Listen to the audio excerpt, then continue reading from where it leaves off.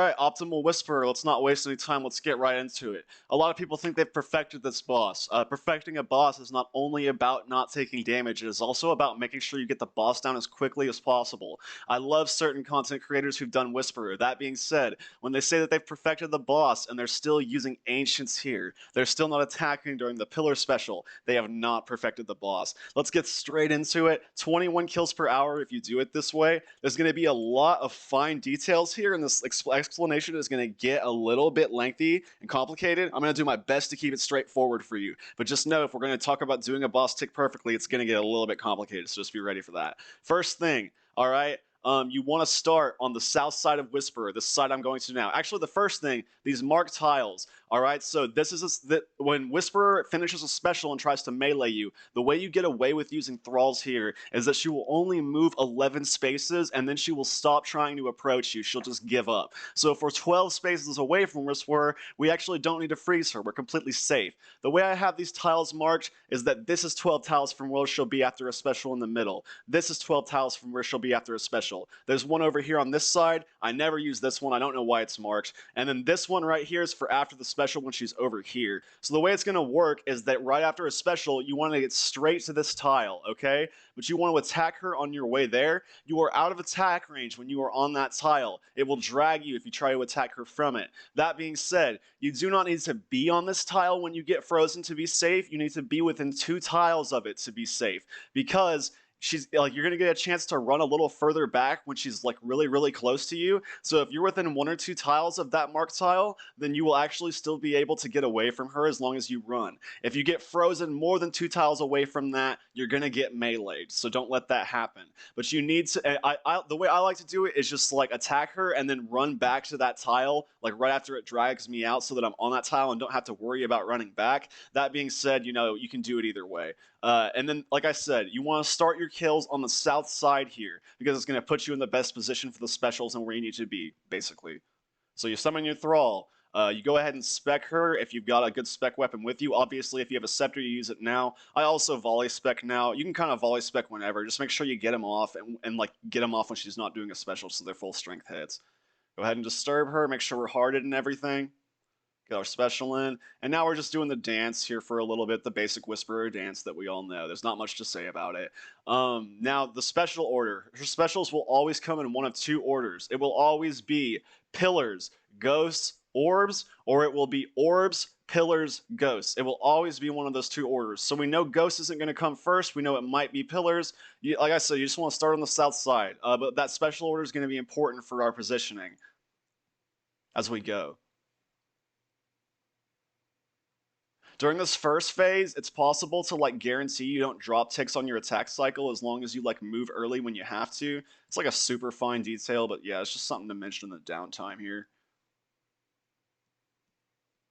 Okay, so she's gonna do pillars first. So during pillars, you can always get, you can always get 3 attacks in before the first wave, and then you can get 1 attack in after each wave. So in total, you should be able to get 6 attacks in during this special. If you are not attacking her at all during this special, you are just straight up wasting time. So make sure that you do it that way.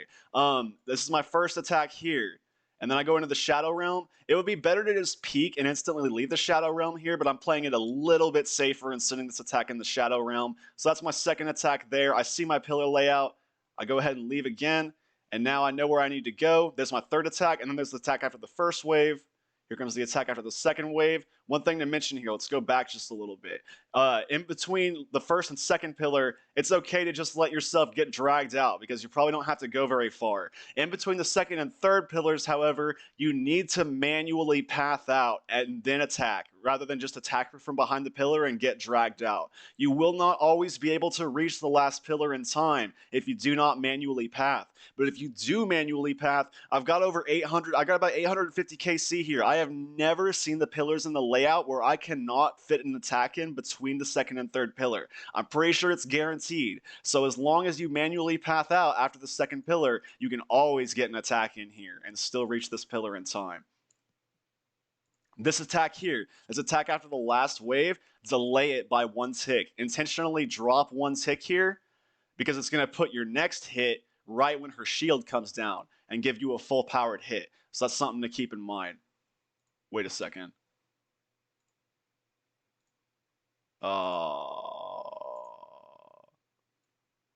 Okay, I was looking at the wrong kill there, but now we're on the right one. All right, so yeah, as you can see, if you delay that by 1 tick, this gives you a full powered hit right there. You will know if you timed it correctly if you do not get dragged out from behind that last pillar. If you do get dragged out when you attack Whisperer behind that last pillar, then you didn't drop a tick. You need to wait a tick before your next attack so it's full strength. But if you don't get dragged out from behind the pillar, then you're on the right timing and you can just click away and your next attack will be on the right cycle.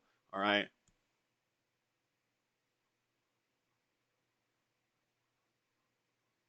And now we're just back to the dance here for a little bit.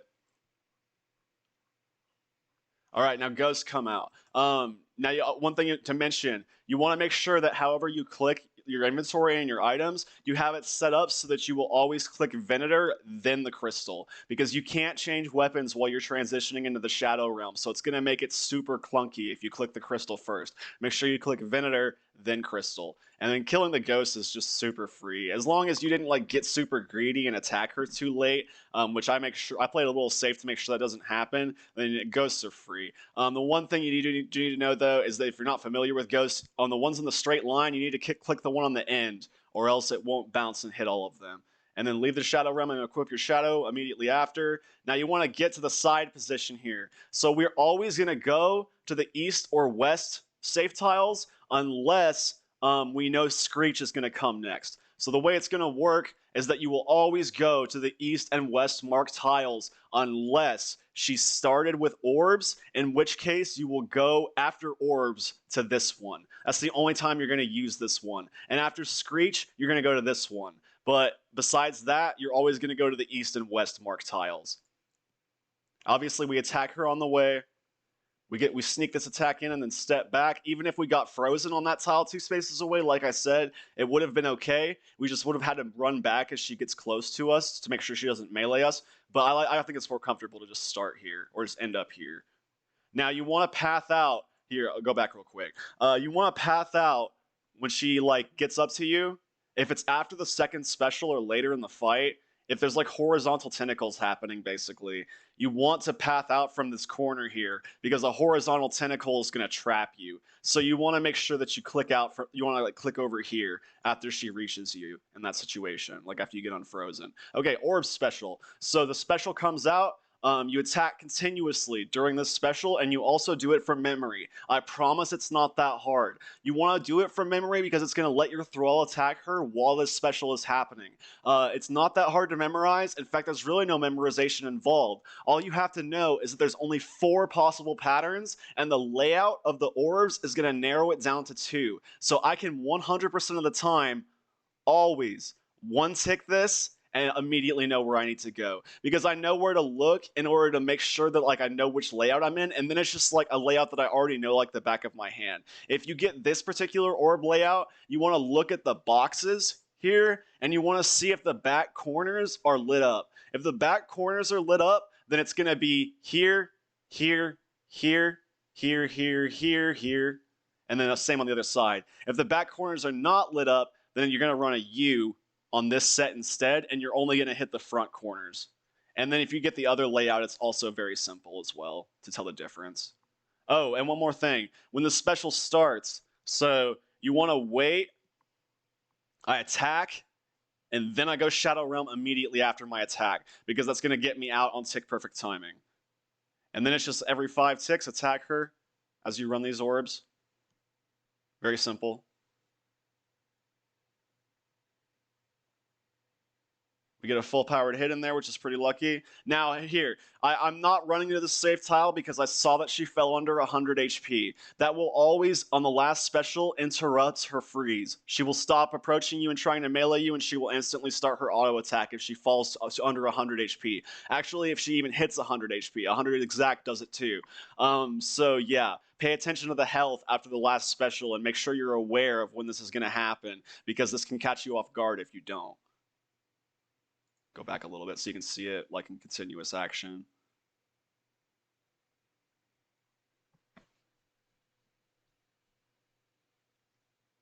There you go.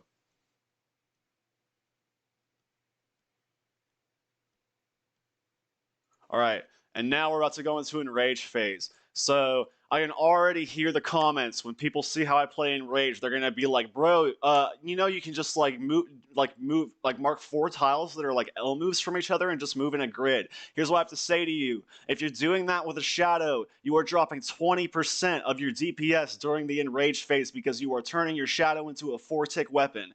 The Enraged attacks come on a 2-tick cycle, and so as a result, it interrupts you to move like that every 2 ticks in a box. You want to just move continuously and attack every 5 ticks. It's the best way to do the Enraged phase. Long story short. I'll give you the long story later, but I don't want to like overcloud the early part of the video with a lot of unnecessary information, so we'll talk about that in a minute. I'll explain to you why it's the case that you don't want to do that exactly.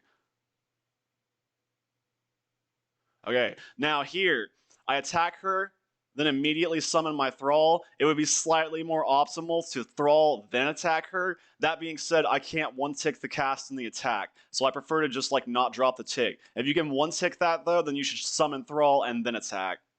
And then it's just every 4 ticks, attack her, or every 5 ticks, I mean, every 4 steps.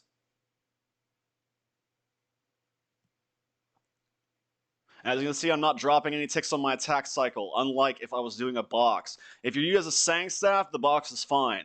But if you use a Shadow, it drops 20% of your weapon's DPS to do it that way, so please do not do it that way.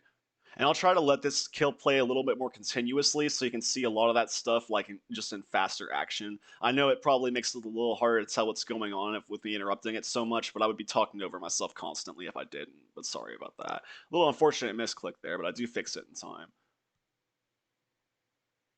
I don't believe it costs me any ticks. Just looks embarrassing.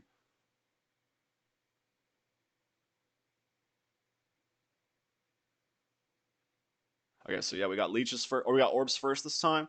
I wait for my attack, then I click in a Shadow Realm, just peek at it, and then attack her again. Now I'm just running the orbs.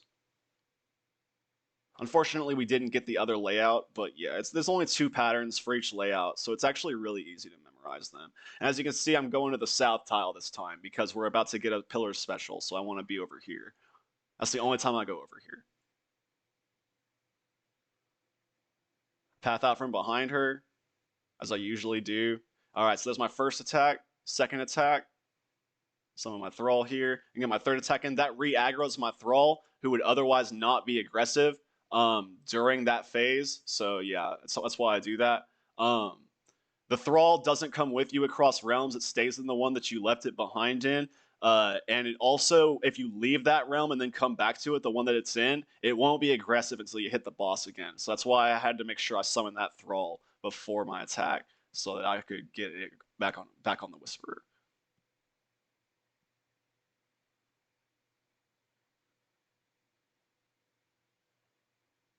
And Ghost is just super free, like I said, as long as you don't get greedy.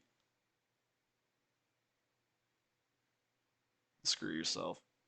All right, here she's not going to fall under 100 HP, so I'm going to do the usual, go to one of the side tiles, and then use that to get away from her. She is going to fall under 100 here, but it's going to be so late you can't really tell the difference. So yeah, basically didn't.